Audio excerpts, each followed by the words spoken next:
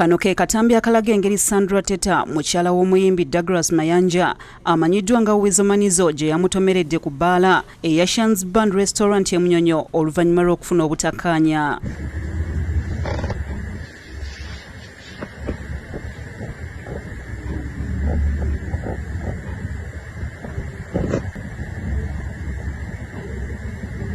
Ye Teta yakwatiddwa poliisi y'e Kabalagala n'emmotoka ekika kya Benz namba UBH 178Y gye yakozesezza okutomera Wizo. Beetaaga okubudaabuda mu ngeri emu oba endala.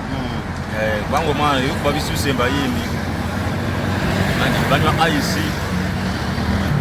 Bava ku ice banywa enjaga ne banywa omwenge. Nze kyesinga olaba ku street eno Wizo ne mukazi we babeera nnyo ku bbala ya Shan's Bar ssaawa 4 24 hours.